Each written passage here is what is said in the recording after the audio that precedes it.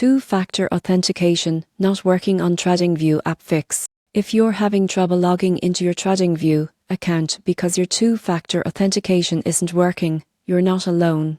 This is one of the most common login issues for traders, especially after a phone change or an update.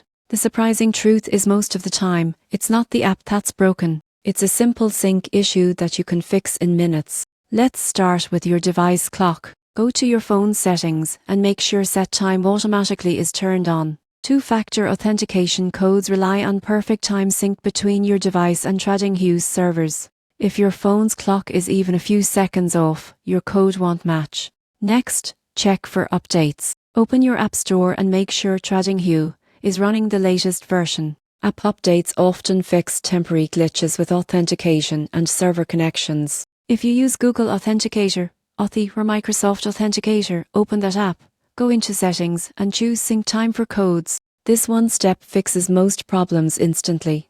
If you're using SIMs for your phone and not getting the text, try switching to mobile data, disabling Wi-Fi, and turning off any pings. Sometimes network filters block automated SIMs messages without you realizing it. Still stuck? Try logging out, uninstalling and reinstalling the TradingView app.